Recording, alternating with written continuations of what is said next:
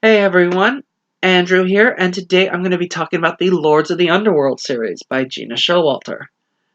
Any of you that have met me or talked to me know that I absolutely love this author. She's my favorite author, and this is the series that I got started with her, and it's such a strong series. I'm 13 books into the series, which is currently up to date. They are just about to release a 14th book, and later on in the year, probably a 15th book. And every single one of them, I gotta say, is really good. And I'm gonna be kind to you guys. I'm not gonna go book by book by book and tell you the strengths and the plots and all that of every single one of them. But I will talk about the origin lore and get a little bit of that going. Talk about a little bit of the first book, and then my thoughts on the series overall. Which ones I think are good, which ones are a little bit iffy. But for the most part, I have very positive things to say. So, the Lords of the Underworld starts in ancient Greece with the Greek gods. So Zeus and Hera and all of them have defeated the Titans and sent them to the underworld prisons. Zeus then creates a group of warriors, fully grown, to be their immortal guardians, and these are the lords, the strongest, toughest warriors of their time. And Zeus then creates this box of great power and importance and needs someone to protect it. And the lords, thinking that they deserve it because they protect the gods, and that instead he gives this box to Pandora, a lowly human. The lords are quite enraged by this, so one of the lords comes up with the plan to steal the box from Pandora. Steal the box and open it just slightly, enough to show the gods that Pandora couldn't protect it, and then that would allow them the chance to come in and shine and gain the respect they think they deserve. Baden manages to not show up for the night of the event, so the rest of the lords can decide to go on to do this themselves.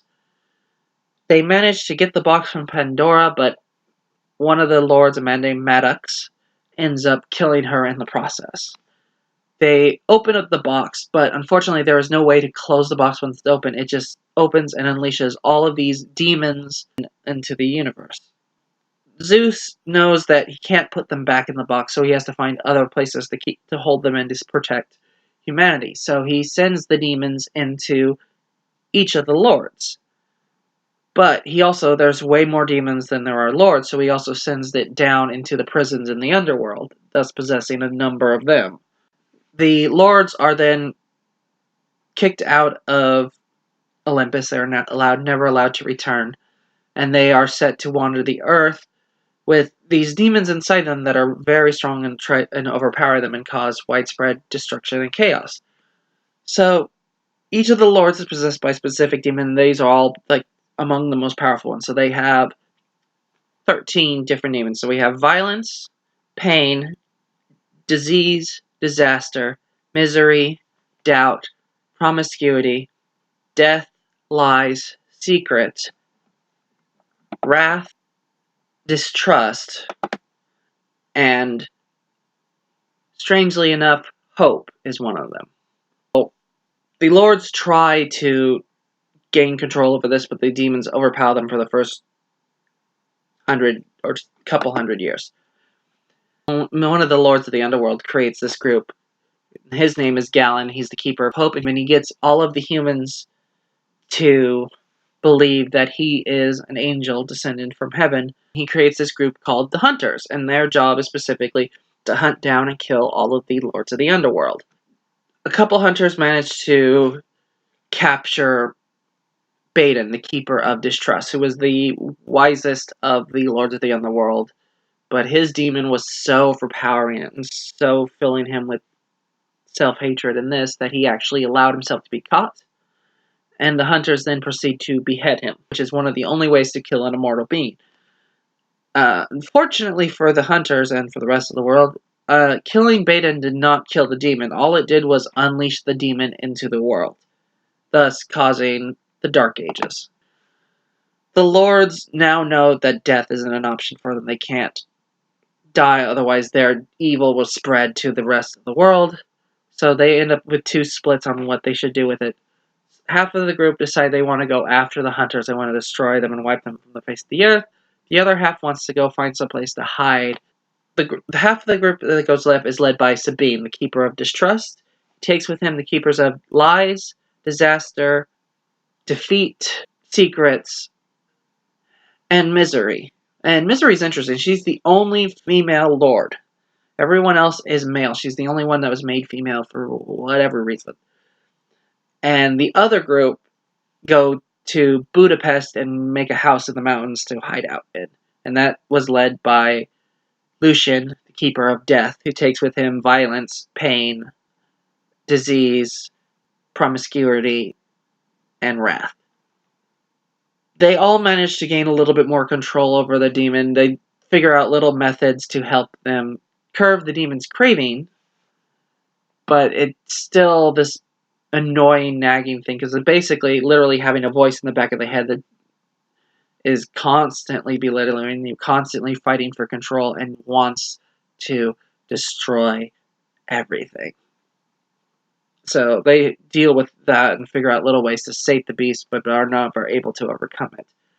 Which leads us straight into the beginning of the first book, The Darkest Night. The very beginning of the book, almost right away, the Titans break out of the underworld and proceed up into the human world and instantly take over Olympus. Like, very quickly, just like, I don't even know if the Olympians put up much of a fight. Granted, they hadn't had a fight for years. The leader of the Titans, Kronos, makes himself the king of the world again, and then goes to the Lords of the Underworld, and he's like, I would like your help. I would like you to be my allies in these upcoming battles, because while I've won, I've defeated the Greeks, my wife has already split the Titans, and now half of them are fighting against me. Lucian and the rest of the lords are like, yeah, no, we're not doing that. We got screwed over by you guys last time. We're not doing this again. And Kronos tells them that he has a way for them to get rid of their demons, that there is a method to do so. And tells them that you need 4 items to be able to do this. The first is the Cage of Compulsion, which is a cage that whoever you place inside of it, the person on the outside of the cage can compel to do things. The second is the All-Seeing Eye, an item that allows people to foresee the future. The third is the Pairing Rod, which allows to separate the soul from the body, as well as being a transport to another realm? Sort of? Maybe? I don't remember. And finally, they need Pandora's box itself, because Pandora's box housed them all before, and if it's opened again, it will redraw all the demons back into it. The problem being now is that the demons are so interwoven with the lords that doing so would kill the lords in the process. So they decide to agree to do this, more so to get these items and keep anyone from using it against them than to free themselves of the demons. The hunters, who have been out of action for many, many years at this point, it is believed that they were gone, show up in Budapest and are looking around because they've been hearing rumors about the Lords of the Underworld. So they send a woman named Ashlyn Darrow to investigate, and she has a very special ability. She has the ability to hear conversations from the past. So she will go and stand in an area, and she will hear everything that was ever said in that spot for upwards of 20, 30 years in the past. She ends up being captured and taken by Maddox, the Keeper of Violence. And Maddox is described as the most dangerous of the Lords of the Underworld because he's the Keeper of Violence. He has the least amount of control over his demon. But the demon, almost immediately upon seeing Aslan, goes quiet. And Maddox knows there's something special about her and is trying to find out what this is and what their relationship is. Since they opened the box, Maddox has been given an additional curse on top of being possessed by a demon, is that because he killed Pandora, Zeus made it so that every single night, the Keepers of Death, and Wrath would be forced to hold him down and kill him. And then Death would have to take him to the outer edge of the underworld and then bring him back. And this happened every single night. So he's basically murdered every night violently for hundreds and hundreds of years. But through events that I'm not going to explain, they find a way around that. And that's basically the beginning of the first book and a lot of the pre-lore of this stuff. There's a lot going on in this one. There's literally like war on top of a war on top of a war on top of a war on top of a war. But you get some really good characters and some really interesting story out of it. Because every book adds to this. Like the first book is really nice and very simple. It keeps the lore simple enough that you can get into it and get going, and then you get more added as you go. It's like you mostly deal with gods and humans, and occasionally like a titan in the first few books. And then around book 4, you meet Gwendolyn the Timid, and Gwendolyn is a harpy, and harpies are really interesting, bizarre creatures in this universe because they are very fast. They're kind of like vampires, but they don't feed off blood at all. They actually eat, but they have similar aesthetics. They have little wings on their backs that allow them to move at super fast speed. And they also have the weirdest thing about their diet where it's like they are kleptomaniacs and they literally cannot eat something unless they stole it from someone else. So it's like there are a number of scenes where it's like the guy would bring food for them and just set it down in front of him and goes, "This is mine, you can't have it," just so she could eat. And then it's like the next book you get introduced to Olivia, who is an angel who has been sent down to keep an eye on the Keeper of Wrath, because there's also a demon that shows up named Legion that's with him, and it's all about the war between heaven and hell, and it gets super more and more and more and more complicated. Every single book adds more to the lore, and sometimes you're just like, that's, I think, the biggest kind of flaw. One of the big flaws with the series is that it gets so heavy in the lore that once you get further down into the series, it's so much to keep track of that you're just like, I really love the series. I've read the first 13 books, and like by the time you get to the 13th book, they'll do a list where there's just a room full of the lords and their mates and them talking, and you'll be like, wait, which of these mates is with who? I've forgotten. It's been a while, and yeah, it gets a little complicated the further you go along, but it's still really good and really interesting. I love this. It's a really good action series. It's got a lot of fighting. Every single one of these characters is a warrior, at least of all the lords are warriors. So it's one of those things where it's like you also get that good high level fantasy and romance thing where you can have a character who is like just muscle on top of muscle, the ideal Adonis type characters, and it makes perfect sense that they would look like that because they spend every day training for war and were designed and made to be perfect. So it really works well for because there's other book series where they'll be describing this person as this beautiful thing, and you're like, why in the world, like I talked about nerds in shining armor, why in the world would a nerd need a warrior's body? That doesn't make sense, but it makes perfect sense for a warrior to have a warrior's body.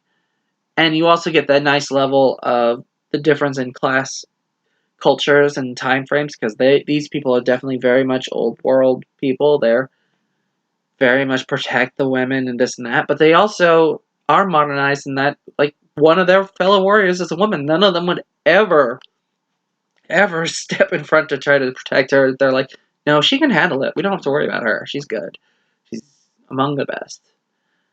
But yeah, you get a lot of that, and it's a really good thing. I think if we're going to say another negative of the series is that it's very graphic sexually. There's a lot of... Every book has at least 3 scenes of people having sex of some sort, and it gets more and more descriptive with every single book. So the first book is fine, it's a little bit of it, and by the 12th book, you're like, oh, come on, I don't need every single detail of this part.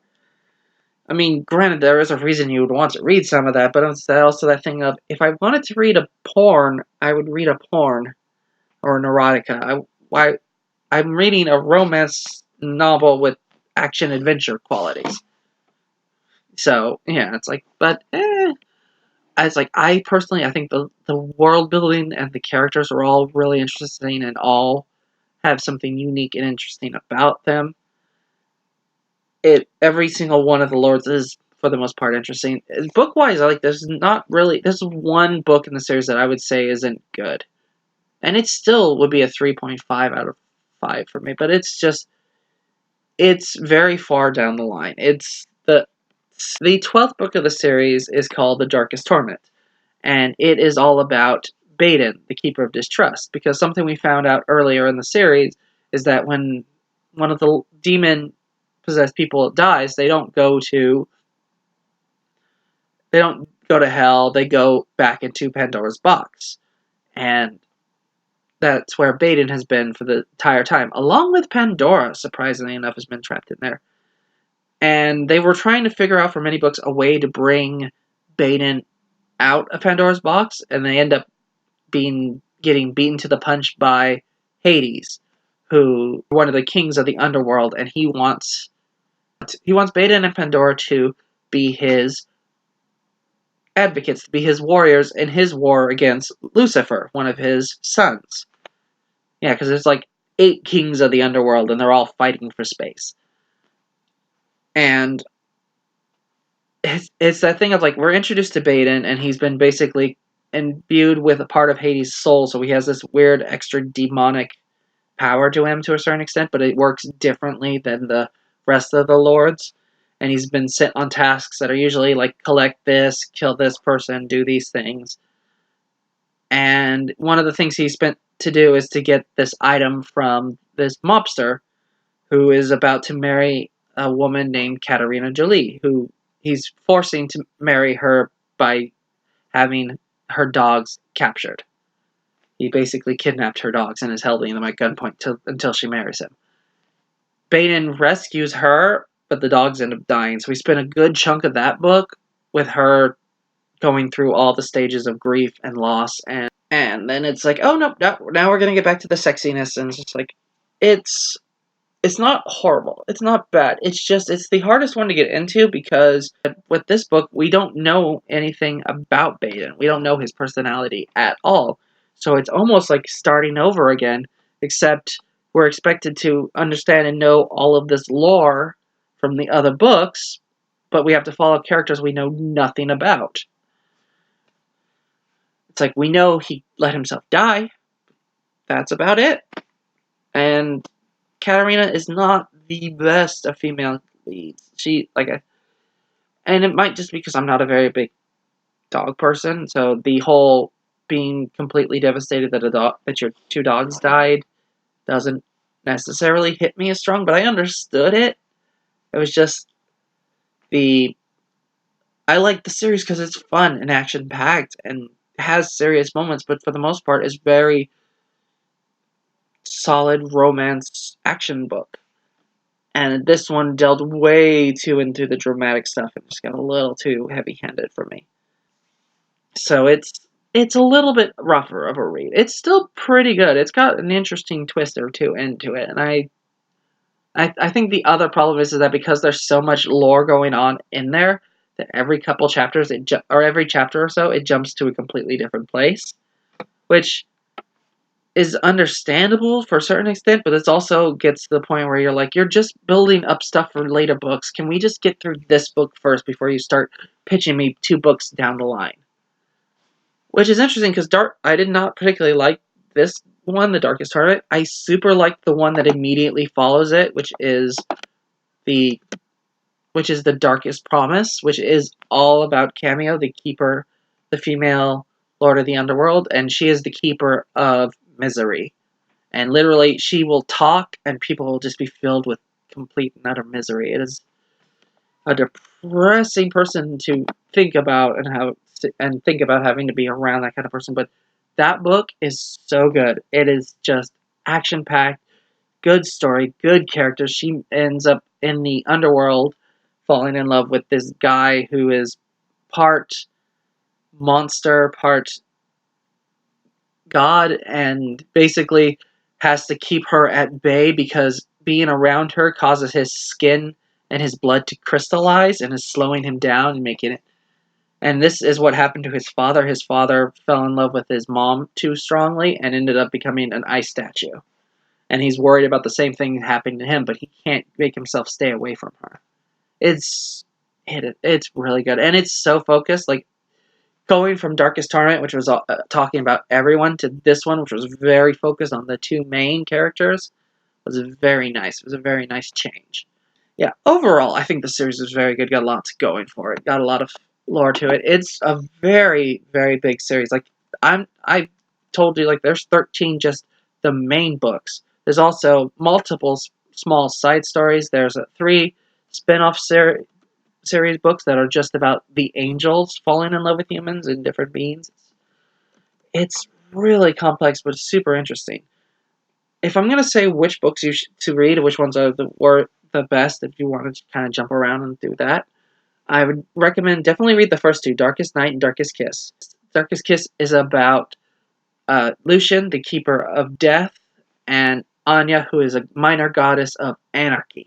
And she is just chaotic and fun, and just such a juxtaposition of Lucian, who's very quiet and very held together. And we are also introduced to a character who becomes very important throughout the series, who is named William the Ever Randy. He is an immortal who basically is more of a sex hound than the Keeper of Promiscuity is. He is literally just like all about sex, but he's also can't let himself get close to anyone, can't fall in love with anyone because he's been foretold that his death would be a result of falling in love with someone. That his true love would kill him, basically. So yeah, the first 2 books are very good. I would recommend, if we're going to jump around a bit, book 6, The Darkest Lie, which is about Gideon, the Keeper of Lies. And this is by far my favorite book in the series. It is amazing. It's because you have this person who can literally not tell the truth. Everything he says is the exact opposite of what he means, which is interesting enough to read when he's a side character. It's even more interesting to read when he's the main character. You can literally see the struggle and trying to figure this out. And he ends up falling for this woman named Scarlet, who is she's the children of Titans, but I think she is actually a god, and she is possessed by the demon of nightmares. And you get this weird thing where it's like, the nice thing about the series is that it's never a relationship between 2 people. It's always a relationship between 3 or more. Because you always have the 2 main couples, and then you have the demon and how the demon reacts to it. And sometimes you get what happened with Maddox, where the demon is just quiet and is sated around the person. You have the extreme opposite, where the demon is screaming and trying to claw his way out through your brain and just causing this big amounts of trouble. And then there's what happens kind of in Darkest Lie, where it's like the demon is way more in love with the other person than the main character necessarily is, because he's like, I just met you, and it's like, you're interesting, I find you attractive, and the demon's like, must have her, and you're like, it's like, must have, and it's like, and you find out, it's a really good twist, and I just love that, but it's like, you find out at a certain point where these characters actually end up seeing their demons for the first time, and Gideon just looks up at his demon and goes, how long has my demon been a girl? I didn't realize it was a her. And Nightmares and Scarlet's demon is a male, and it's like, oh, okay, I wasn't expecting that. That's kind of interesting. But yeah, I highly recommend Darkest Lie.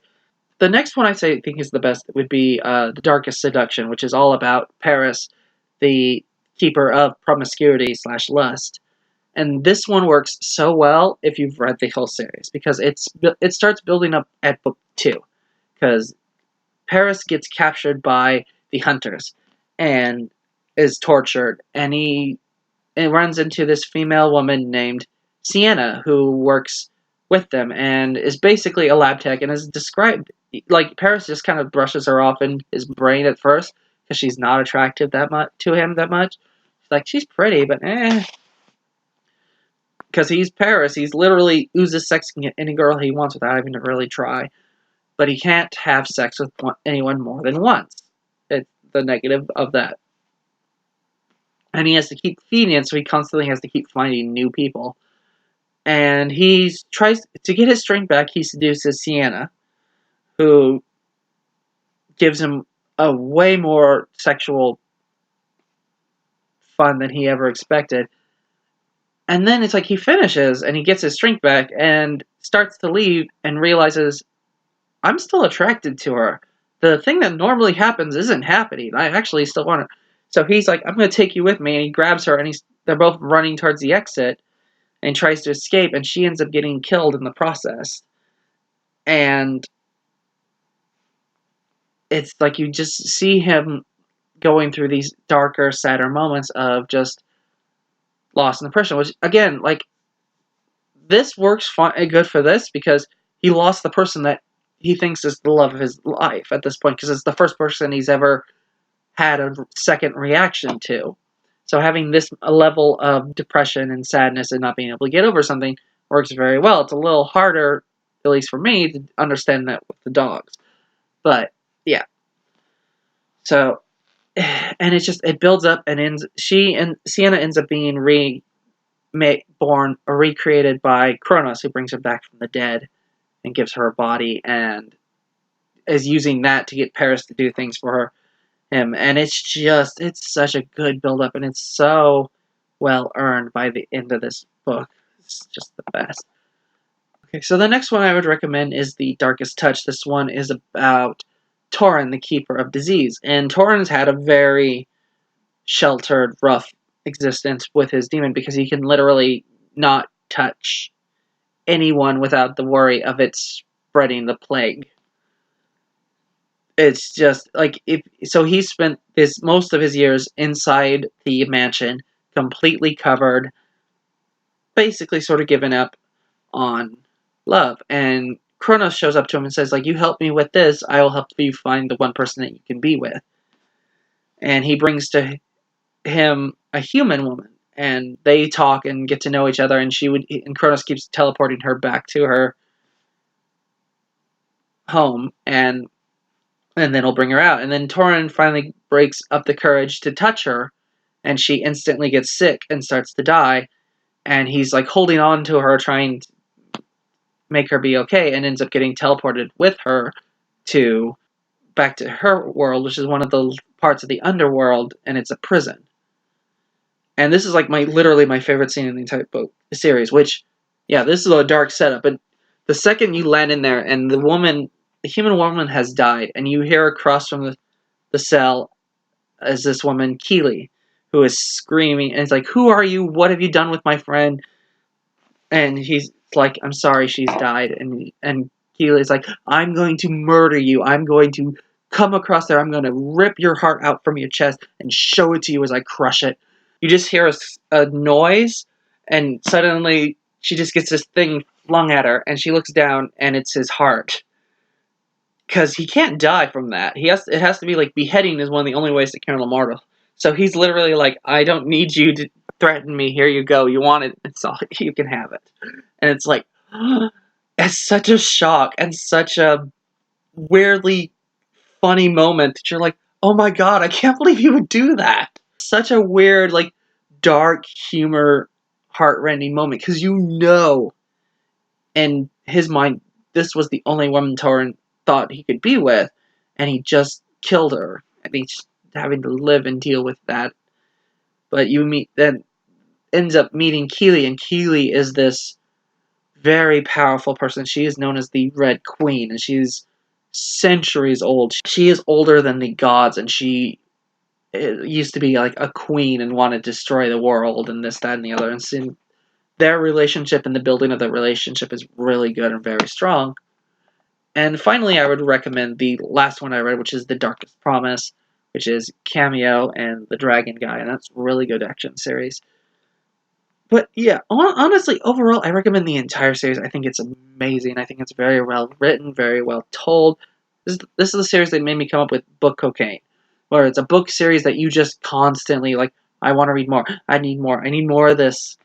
And I remember like the first 5 or 6 books, I would have this reaction to it where it's like I would start the book and I would have a hard time putting it down, and I would read it right before I go to bed, and I'd go to sleep, and I'd wake up and I'd instantly start reading again because it's so compelling and so interesting, and you just want to read through it. And I read through like the first couple books within like at a week. Like in 1 week, you just pass through it really fast, and they're not short books. They're 300 pages or plus, but they're so fast paced and so well written and so interesting that you just keep reading. And so, yeah, I definitely recommend it. It's like there are flaws in the series, but they're very minor. It's like most of it is just stuff that you just kind of have to work through and keep track of.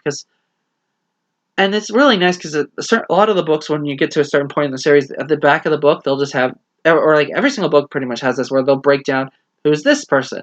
Oh, this is the keeper of this. And it's like, what does this word mean? It means this.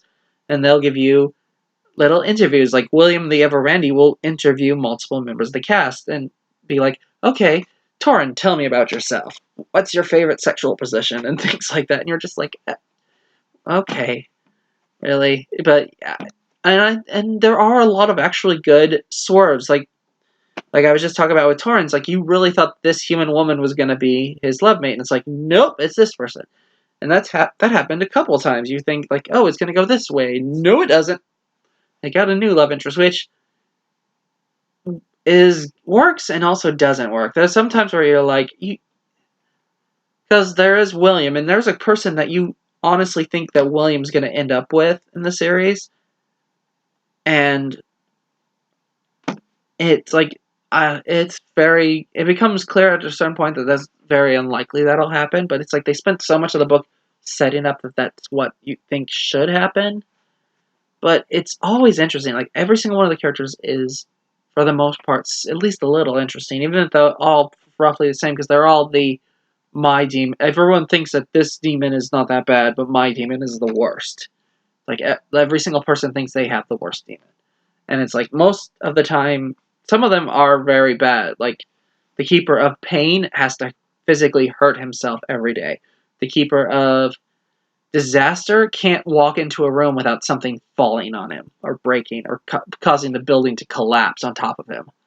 It gets really bad. And then you get people like Paris, who's like, I have to have sex all the time. It's like, that's a problem? Yeah, but I can only have sex with one woman at a time. I can't have sex with multiple partners, and I can never go back to them. It's like, okay, yeah, that's going to be a little lonely, but yeah, it's just, it gets a little heavy-handed sometimes when they're saying some of this stuff. But overall, it's really good, really well written. Highly recommend. Every single one of them is at least a 4 or is a 4.5 to a 5, with the exception of like the Darkest Torment, which would be a 3.5 to a 4. It's like, it has some stuff that works in it, though. There's some stuff in it that works fairly well, and like you get introduced to different creatures and different beings, but it's still a little iffy. But yeah, I literally could gush about this series. I probably will gush about this series forever for the rest of my life because I think it's amazing, and I definitely recommend it.